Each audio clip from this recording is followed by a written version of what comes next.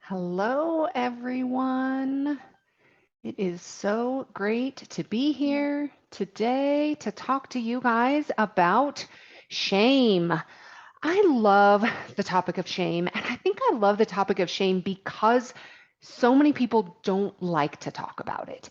It is this topic that is everyone experiences shame. Every single human experiences shame. And those of us who binge, who have a lot of experience with binging, know the feeling of shame. And we experience so much shame, but we don't talk about it. And we don't talk about it because there's this sense that we're broken, that there's something wrong with us, that nobody would ever be able to believe or understand the way that we eat or what we do with food. And so, because of that, we think we're the only ones. And it's just not true. I want you to know if you experience shame because of your binging, if you think that you're broken, if you think that there's something wrong with you, if you think that nobody else must do the things that you do, I want you to know that you are not alone, you are not broken, and that um, you're in the right place. So I'm really excited to talk today about shame and to talk about softening the voice of shame, really talking to you guys about what shame is, how to and really how to work with it, how to recognize it, and how to work with it. So we are going to go ahead and get started here. Let me start sharing my screen. Okay, here we go. So this is Masterclass. I am Jane Pilger. If you are new to me, welcome. I just want to tell you guys a little bit about who I am, and then we'll kind of move on. But what I'm going to do in this webinar today is I'm going to teach you how to soften the voice of shame. And so by the end of our time together, you're going to understand what shame is, why it's so powerful, and how to work with it so that you can have the capacity to rewire your brain and unwind your binges. So I want to invite you to do a couple of things. I want to invite you to minimize your distractions. I know we live in a very busy world, and it is likely that you are doing many things while you are doing this, and that's fine. But I would love for you to minimize any distractions you can and to set an intention. Just set an intention for this webinar. What are you, maybe I would invite you to think about one thing. I'm going to find one thing in this material that I can take action on. So just setting that intention ahead of time will really let your brain kind of go to work on finding that one thing so that you can apply it to your own experience. Because I can talk to you all day long, I can give you information all day long, but the transformation happens when you put the information in to place, when you actually take action on that information. So setting your intention now will really just help your brain kind of look for that one thing that you want to apply and take away from this time that we have together. So we're going to do a quick intro of myself, just for those of you who don't know me yet. Hopefully anybody who does know me, maybe you might hear one or two new things. And then we'll get into the teaching. We'll talk about maybe some next steps for you, and then we'll answer any questions. So that's just kind of what you can expect for our time together. So for me, my story, I really didn't have many food or body issues kind of growing up.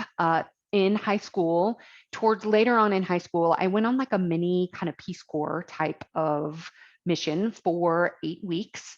And when I got back, we were in a community where we ate a lot of food. Food was very prevalent. Food was very important. They actually told us before we left, you are probably going to gain a lot of weight. And lo and behold, I did. And so I gained a lot of weight in a short period of time, and I had stretch marks. And I played volleyball, and at the time we wore those bun huggers as part of our uniform. And so the stretch marks that I had developed on the side of my legs were visible for all the games. And it was really very much a source of shame. Now that I look back on it, I had no idea at the time that was shame, but it was very much a source of shame for me. And so that really started my first restrictive diet.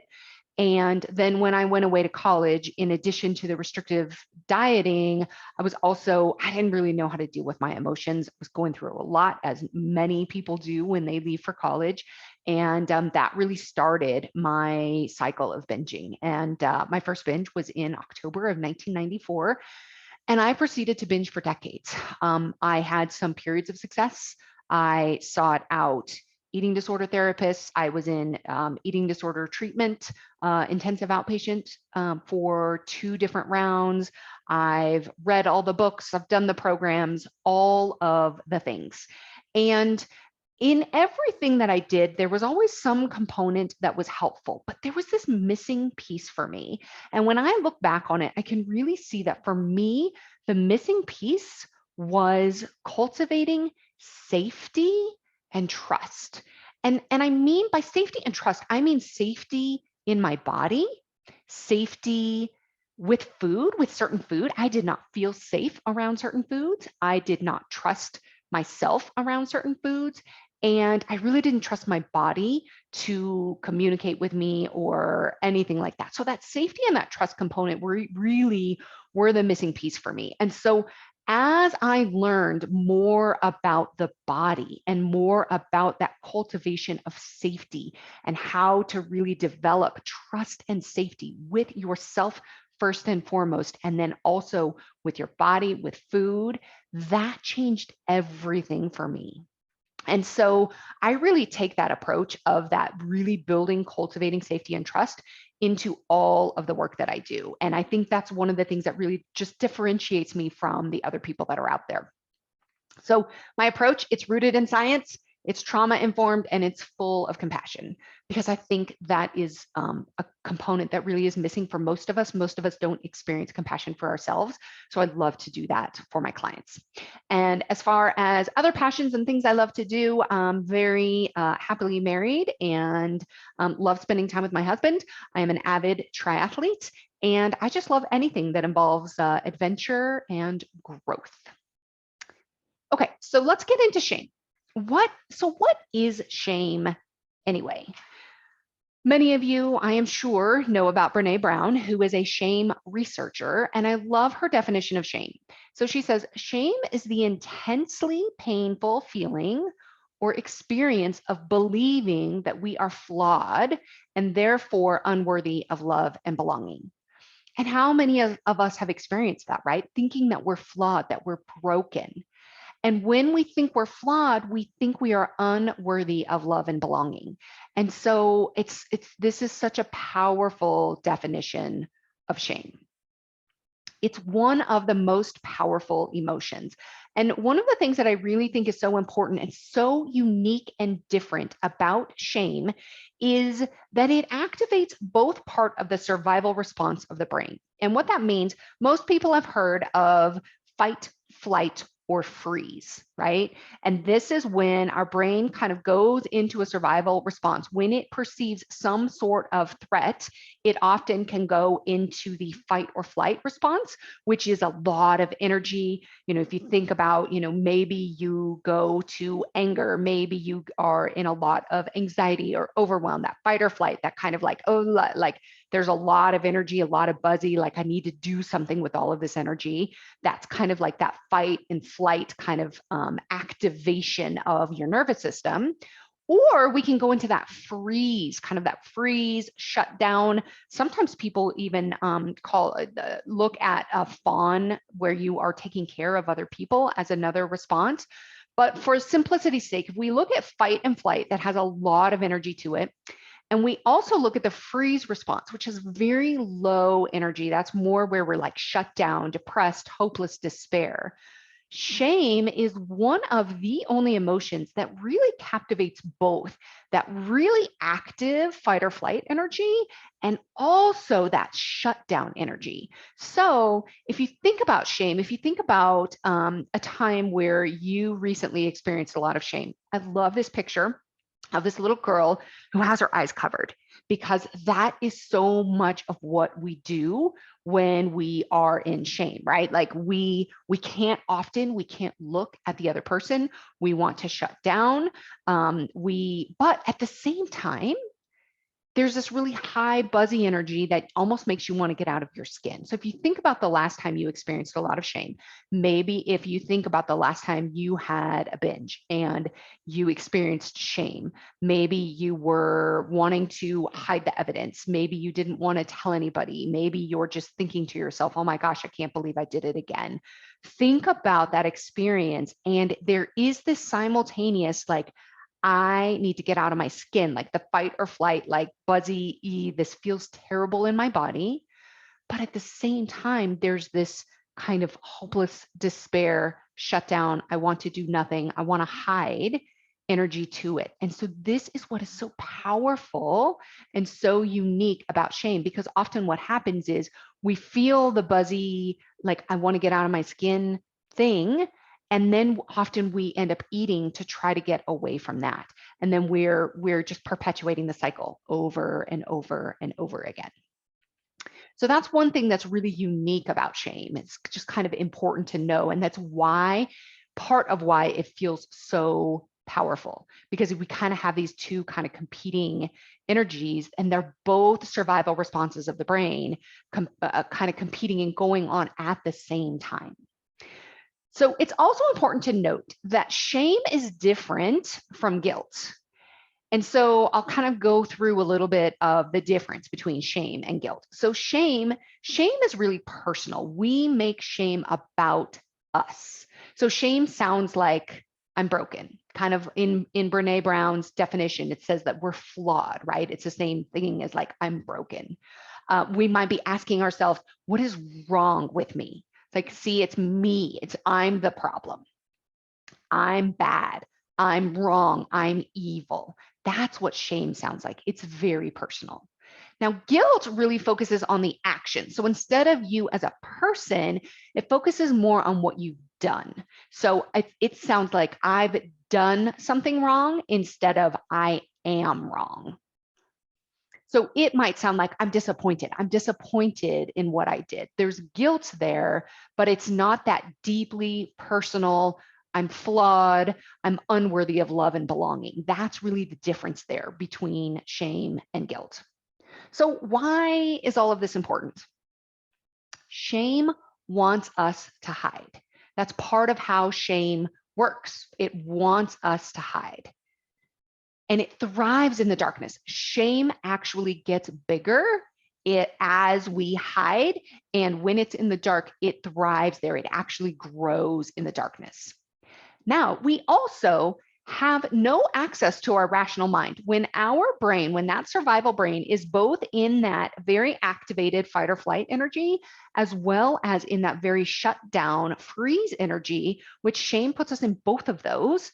When we're in that survival response, particularly something like shame that is very powerful, and we've got both of those energies going on, we don't have any access to our rational mind when we're kind of like stuck in it, when we're almost, sometimes it can feel like you're hijacked. And so when we don't have access to our rational mind, then we are going to be much more likely to be very reactive to what we're experiencing, which again, then kind of keeps us in that cycle of shame. Now, here's the other important thing. We can't heal from shame. Healing takes place when we are in our rational mind, when our nervous system is more regulated, when we have more of that calmness, more of that sense of really that sense of safety, kind of going back to what I was talking about earlier, that sense of safety. That's where we need to be to actually heal, to be able to access our rational mind, to be able to look objectively at what happened and see kind of what we might be able to learn from there. From that place of shame, healing cannot happen. It's just not, it's like not even physically possible within our bodies. So when we're stuck in shame, we literally are stuck in the cycle. We cannot heal from that place. And so it keeps us stuck for exactly that reason. So if you were able to watch my last masterclass, that masterclass was what to do after a binge. And if you missed that class, if you didn't have the opportunity to see it, you can get access to it on my website at janepilger.com/after-a-binge. So you can go and get it there. But there were 5 steps that I gave you to what to do after a binge. And step number 2, super important, is the second step, is to suspend the shame. So that's all nice and all, but how do I suspend the shame? Like, what do I do? Okay, I know I have shame, but what do I do with that? So we're going to use the power of your brain. Your brain is amazing. And as long as we know kind of how it works, we can work with it. We can work with it in ways. There are absolutely ways where it gets triggered, where there is a survival response that kind of, it feels like it gets threatened. So we need to kind of be aware of that. But here's an amazing thing about the brain. It has something called the reticular activating system. And this is basically like a filter for your brain, and it decides what's important. So we get tens of thousands of thoughts that come through our brain every single day. And there's no way that our brain could actually catalog and process them. So the reticular activating system, basically what it does is it decides what's important. So for example, you might be able to be in like a crowded room, or maybe you're at the mall and you hear your child say your name, or your spouse say your name, or your best friend. And all of a sudden there's all these voices and there's all these words and everything, but all of a sudden, zzz, like you hear it. That's your reticular activating system in play.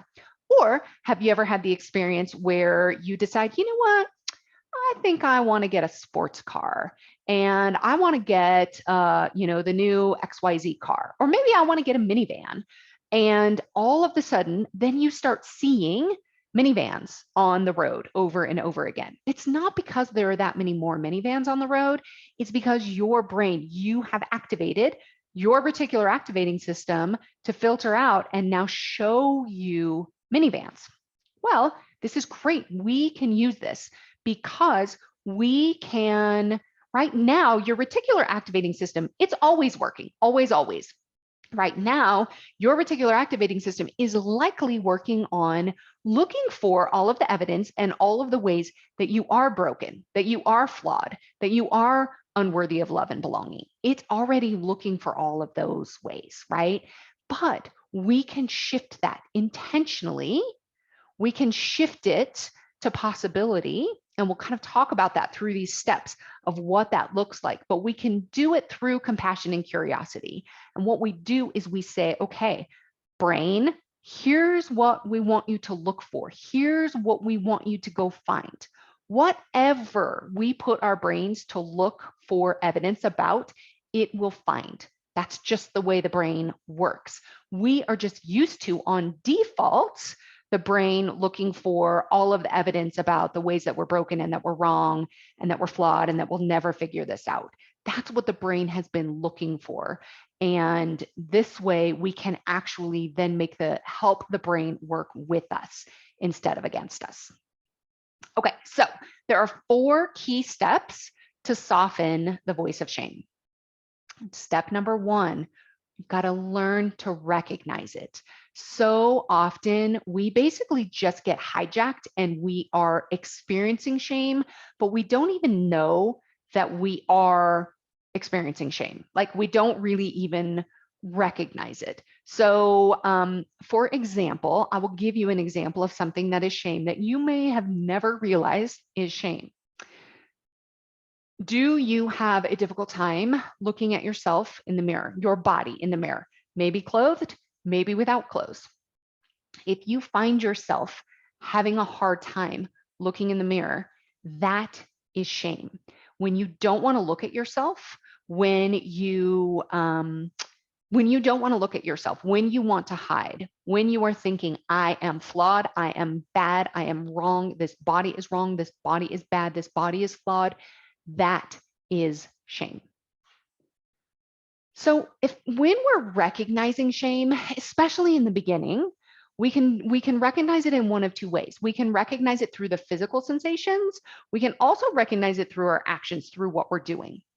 Now, if you are kind of new to the work of kind of connecting with your body, understanding and like recognizing the physical sensations may be more challenging for you. A lot of us end up using food to disconnect from our bodies, and we're not really very aware or connected to our physical sensations. So when I list some of these things, if you're just like, I don't even connect with my body, that's okay. This is awareness that can come later. But so some of the physical sensations of shame can be warmth in your cheeks, warmth in your chest, kind of like a heaviness, but warmth also. A buzzy feeling in your chest and also in your extremities. To me, it's kind of like I want to just kind of like get out of myself, but there's also like just it's warmth, it's hot, it's very hot also. But it's also cold. And this goes back to what we were talking about with the energies, with the simultaneous energies, where there's this part of you that's like, super activated, and that's that buzziness. But then there's also a part of you that just wants to shut down and do nothing and be in hopelessness and despair. So sometimes that can feel more cold, more of that shutdown response. So your physical sensations of shame may end up really being different, but you can, when you start to recognize, oh, this is shame, then you can kind of check in. What does this even feel like in my body? You can kind of check in with yourself there. So you might recognize the physical sensations first, or you might recognize kind of your actions, or even kind of remember like, oh, wow, remember Jane was talking about that. This must be shame. I wonder what are the sensations that I'm feeling in my body? And you can kind of check in for yourself. So you might recognize it from your actions. The desire to hide is the biggest one. If you think back to that picture of the little girl with her hands over her eyes, I remember one of my biggest experiences of shame that I really remember so vividly was when I told my husband about my binging. And we were married at the time. We had dated for years. I never told him. I had some periods of time where I wasn't binging, but I got to this point where I was binging a lot. I was miserable. I was seeing an eating disorder therapist, and she really encouraged me to tell him.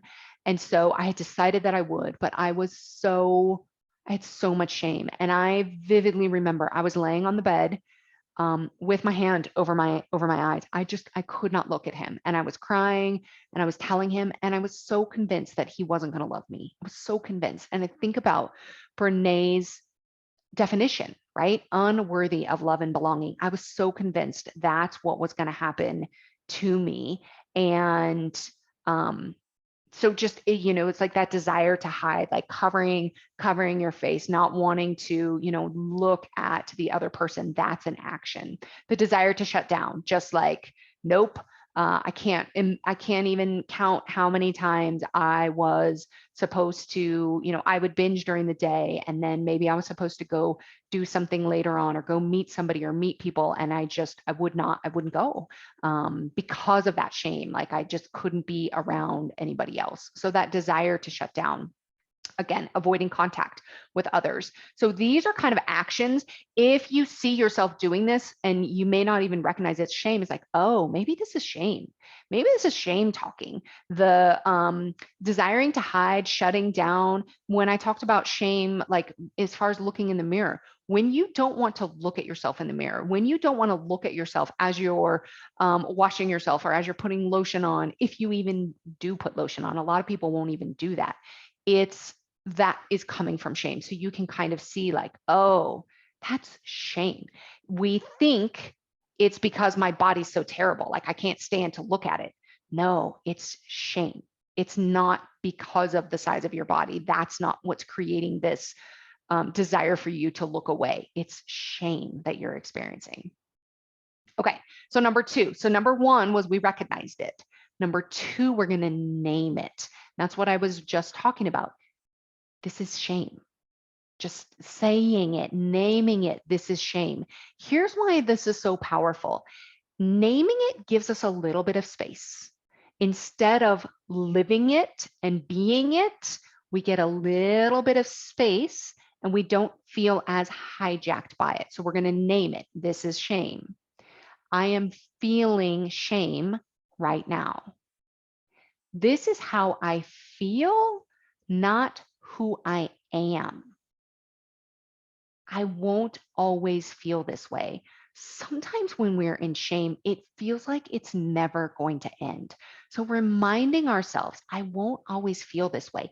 This is a feeling. This is not me as a flawed human. This is not personal. This is an emotion. This is my current state. I talk a lot about states, the state of your nervous system. This is my current state. I'm like simultaneously, I want to get out of my skin. I want to get out of myself. I want to get out of this body. And I also want to hide and shut down and talk to nobody and look at nobody and do nothing. So this is my current state. It won't always be this way. This is shame. So powerful. Give yourself a little bit of space. Step number three. Speak to yourself softly. So many of us have that harsh voice, right? Harsh, critical, judgmental. We all know nobody responds well to a harsh, judgmental, or critical voice. Nobody does. But that's for a lot of us, the default voice in our head. It actually has a name for the brain. It's called the default mode network. What this means is basically the default language that kind of runs around in your head all of the time. That has been essentially practiced. It was learned. Maybe it was learned from your family of origin. Maybe it was learned from other people that you were around, other situations that you may have experienced. But what's beautiful about the default mode network is it can change. We can change the default, kind of that background language that's always in the back of our heads can change. Now, we have to do it intentionally, because what happens right now, that harsh judgmental voice is it just happens naturally, right? So it happens subconsciously, it happens without any thought. It has so many repetitions of practice. It's kind of on default. But we can change it with time and with intention. So part of the way that we do that is in making that decision, we name the shame, we recognize it first. Oh, okay, we recognize it. We either recognize it by how we're feeling, we recognize it by what we're doing, then we name it. This is shame. You can even, when you're in the shower, when you don't want to look in the mirror, shame. That's shame. Then you speak to yourself softly, gently. I love asking the question, what would you say to a friend or a small child? Think about a small child, a small girl who had the same thoughts, the same things going on that you have going on in the back of your head. Think if she said that out loud, what would you say to her? What would you say to your best friend if they came to you with the situation that you're in? What would you say to them? You can also say to yourself, some of this work comes from Kristen Neff, who is a self-compassion researcher, and she has amazing work around self-compassion. So I highly recommend you can check her out. But just very simply, this is a moment of suffering. Like this is hard. This is a moment of suffering, but it's a moment. It's not who I am. We're kind of recognizing that this is hard. I am suffering, but it's a moment. Then we can say, may I be kind to myself in this moment. May I be kind in this moment. Kindness. Is there any small amount of kindness I can give to myself in this moment? We can also remind ourselves that everyone experiences shame. Shame feels so powerful, and it feels like we isolate ourselves and we feel like we're the only one. We're the only one who is feeling this way. There would not be a shame researcher. Think about all the books Brene Brown has, right? This would not be a thing if it weren't something that everyone experienced. But like I said earlier, nobody's talking about it because we all think we're the only one. But if we can remind ourselves, everyone experiences shame. We can also tell ourselves, this is hard. This is really hard right now. We're not trying to make it easier. We're not trying to pretend like this isn't hard. But here's what we're trying to do. We are trying to eliminate what we can call unnecessary suffering. Unnecessary suffering happens when you compound the suffering on top of what you're already experiencing through that harsh language, through the critical, through the judgmental language. We compound it, we make unnecessary suffering on top of what we're already going through. So then step number 4 is we consider the possibilities. This is where we use that reticular activating system. We bring that reticular activating system on board to get curious. The brain will look for solutions for whatever you put it to work on. So let's ask some questions. Open-ended questions that are great questions to kind of put your brain to work on are some of these questions that I'm going to share with you. Is there something here for me to learn? Just notice how that gets your brain working on looking for the learning, right? Instead of, you're terrible, you're wrong, I can't believe you did it again, we're never going to figure this out. It's, no, is there something for me to learn here? The brain's going to go find it. That's what the brain does. It doesn't really care what we put it to work on. It's just going to do its job in finding answers. So we ask, is there something here for me to learn? We can also ask, how can I support myself through this? Such a powerful question. Again, the brain's going to go to work on figuring that out. How can I support myself through this? Right? It's not beating myself up. It's not being judgmental. It's not getting down on myself. It's how do I support myself through this? I love this question. Can I find the treasure in this? There is treasure everywhere if we just look for it. If we can be open, if we're in shame, there is no treasure to be found. There is no learning to be found. There is no supporting to be had because we're stuck. We're stuck in shame.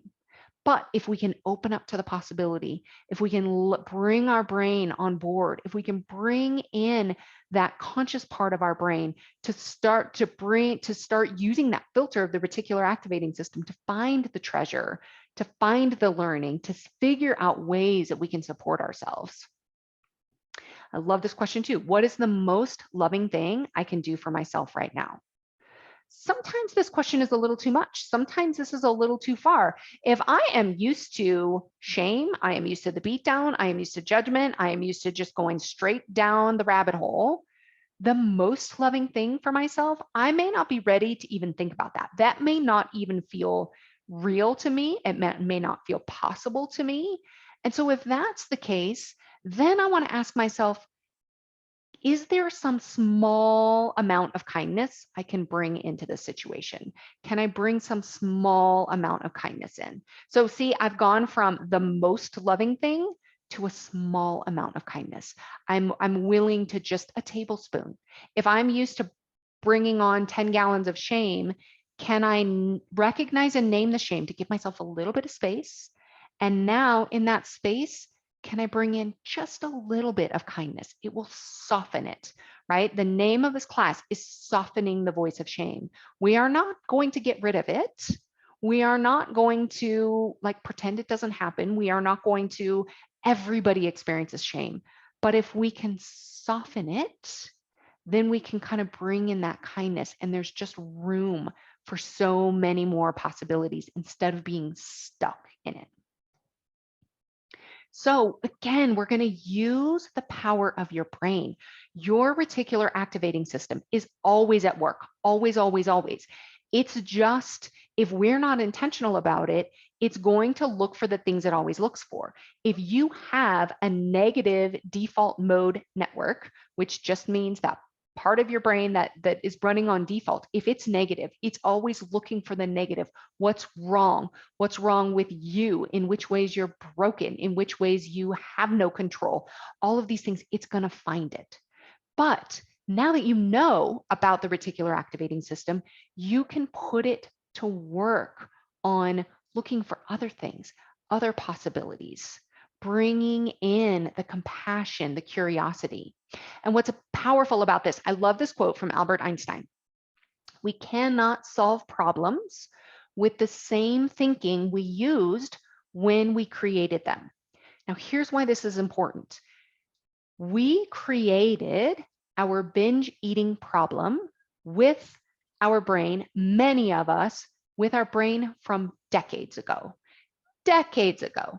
That brain is now convinced this is a problem, we're out of control, we can't solve it, we're broken, all of these other things, right? This is the thinking that created this.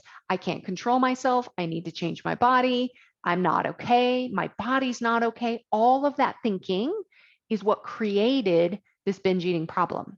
Now we've kind of perpetuated a lot of these thoughts, a lot of these ideas, and we haven't really understood what was going on. So what we do now is we bring in a new level of thinking and we bring in a new level of understanding. We understand the way that our brain works. We understand the way that our body works, the way that our nervous system works. And that then becomes the way that we solve this binge eating problem. We don't solve it with the old thinking and the old ways. We solve it with the new thinking, the new understanding. So shame and judgment are going to keep you binging. They're going to keep you stuck. They're going to keep you in that cycle. But when you can bring in curiosity and compassion, which really is what we're doing with those steps, right? The 4 steps, we're bringing in that curiosity, we're bringing in compassion. It's going to allow you to respond to your binges differently. If you think about, you have a binge and you respond with shame and judgment, what happens next after that with shame and judgment? You're going to likely be stuck. You're going to be in the cycle. You're going to be trying to get away from that kind of simultaneous feeling like you want to get out of your skin and you want to like run away and hide. That's what's going to happen when you have shame and judgment. If you binge and you have this curiosity, this compassion, you have this understanding, oh my gosh, this is shame, but here's what I know about it. Can I bring in a little bit of kindness? Just a little bit of kindness. That's curiosity, or that's compassion. Kindness is compassion. The curiosity then is when we start to ask some questions. We open up to different possibilities of what else we might learn, what else might be true about the situation. If I'm not broken, if I'm not flawed, if I'm not unworthy of love and belonging, what else might be true? Then your brain can go to work on that. And it's creating new ideas, new pathways. You're working with yourself, you're working with your body instead of against it, or just keeping yourself stuck in that same cycle over and over again. So, our 4 steps to soften shame. Number 1, we have to recognize it. Either we recognize the physical sensation or we recognize it based on what we're doing. We are wanting to hide. We won't look at a person. We want to shut down. We won't look at ourselves in the mirror. We recognize it first. Then it's like, oh, number 2, we name it. This is shame. Number 3, speak to yourself gently. What would you say to a small child? What would you say to your best friend? And then consider the possibilities. This is where we ask the question, what else might be true? What else? What can I learn from this? Where is the treasure in this? How can I bring in even a little bit of kindness into this moment? So those are your 4 steps. Another quote from Brene Brown. I thought we would begin and end the teaching with Brene Brown, who's such an amazing shame researcher. She has so many great books. I really would recommend anything by her on the topic of shame. But I love this quote. If you put shame in a petri dish, it needs 3 ingredients to grow exponentially: secrecy, silence, and judgment. If you put the same amount of shame in the petri dish and douse it with empathy, it can't survive. I love this because you can kind of picture, here's shame, it's in the petri dish. And first of all, petri dishes, I just kind of think like they just want to be dark, it's kind of like dark and gross. But to make that just grow exponentially and just that shame just grows and grows and grows, secrecy, silence, and judgment. Aren't those the exact same things that most of us do after a binge? How many times after a binge have I hidden the evidence? I would, for so long, I ate in my car driving around, and I would stop at gas stations and throw the evidence away so that my husband wouldn't know. I would go to the store and replace things. If I ate things at home, I would replace it so he wouldn't know. I wouldn't talk about it. Silence. And then internally, I'm judging myself. I'm beating myself up. So that shame is just growing, growing, growing exponentially with the secrecy, the silence, and the judgment. But then she says, if you put that same amount of shame, that exact same amount of shame, douse it with empathy, it can't survive. Empathy is kindness. It's understanding. It's when we can speak to ourselves gently, when we can ask that question, what would I say to a small child? What would I say to my best friend? It can't survive that way. So, so powerful of how that works. Like shame, it can be so powerful. It can be so big. These things, secrecy, silence, judgment, they make it so big and they grow, grow, grow. But you know what douses it? What it can't survive? Empathy, which is kindness, which is gentleness. That's part of what we're talking about here, that compassion, it can't survive that way. So that is the teaching that I have for you today. So I really would invite you to reflect on this. So reflect on what I just taught you about shame, about how to soften it, about how to approach it, about your brain, about working with yourself, about how not to get stuck in that old pattern. Just really kind of reflect on that for yourself. Can you see for yourself how shame might be holding you back, specifically as it relates to your binging? Can you see how that pattern of kind of stuckness? And I want you to go back and kind of think about that intention. What is one thing, that intention we had for one thing for you to apply? What is that one thing for you? Just think about it for yourself. What is the one thing that you want to apply to your own journey?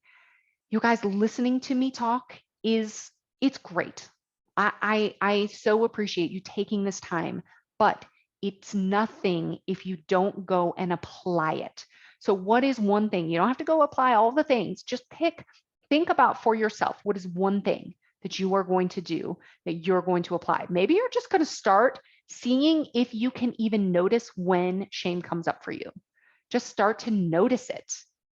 Get curious. What is shame like for me?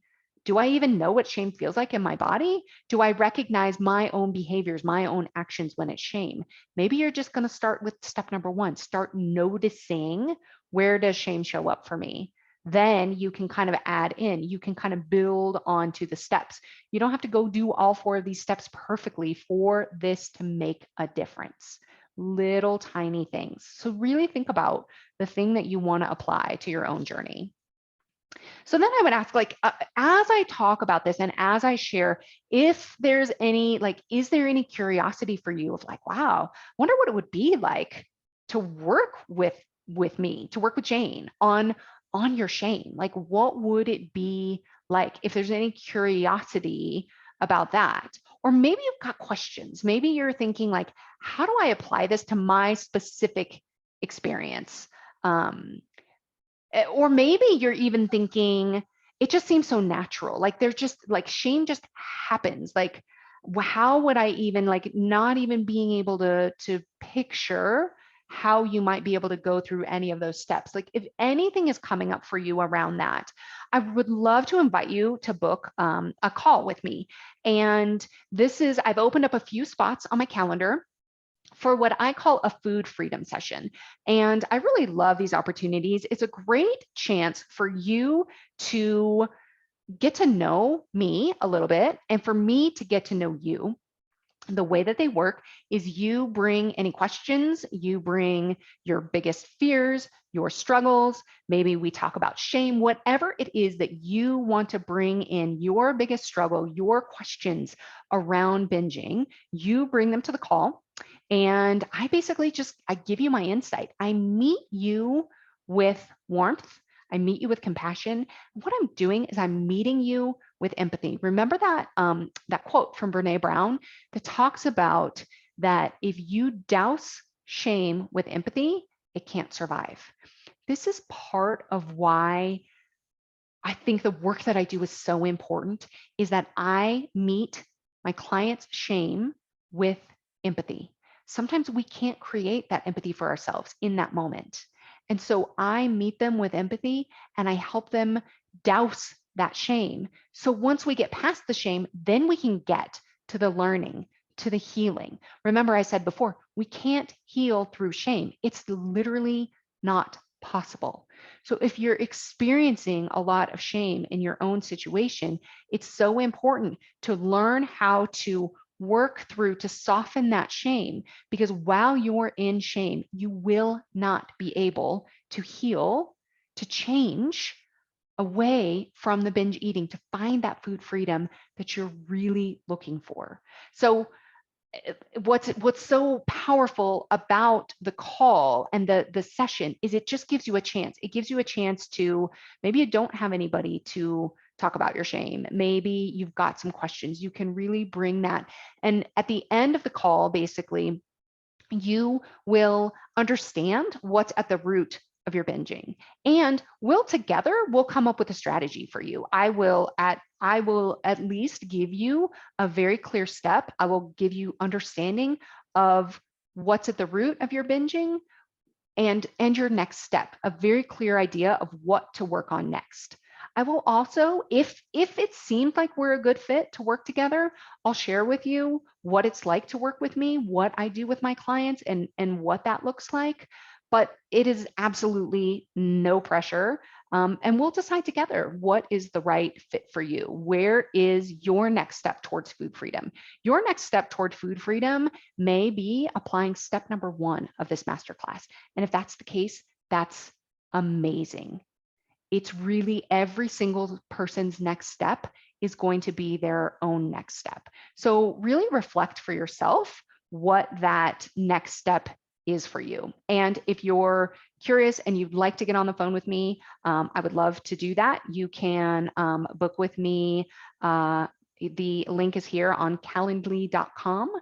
I'll put a link in the chat, but you can also book through my website at janepilger.com. So would like to invite you to do that. Also, other ways to connect with me. If you're not ready to get on the phone yet, I get it, totally understand. Social media, I'm on Instagram and Facebook at Jane Pilger Coaching. Make sure you're on my email list, my website, and then masterclasses. I will be doing these masterclasses at least once a month through the end of the year. Future masterclasses coming up. How to talk to your loved ones about your secret eating on September 14th. I'm really excited about this one, talking about shame, right? And that secrecy. So many of us have not told anybody yet about our secret eating. So I want to talk about how to do that. It is one of the most powerful things you can do for your own journey, but also it can be a very challenging conversation. So I want to talk to you a little bit about how to do that and give you some resources. If that's something that you haven't done yet and you are potentially interested in doing so. In October, we're going to talk about how perfectionism perpetuates binge eating, and then really what to do about it, how to stop the perfectionistic tendencies. And then in November, we're going to talk about understanding your nervous system, specifically as it relates to binging. I kind of touched on it a little bit today, but we're going to do a much deeper dive into the nervous system and why it's so important for your binging. So those are some of the upcoming master classes. So with that, I'm going to go ahead and stop sharing my screen. I am going to put a link in here for the food freedom session for anybody who's interested. And then if anybody has any questions, go ahead and you can go ahead and put them in the Q&A and I'll answer any questions that might be here.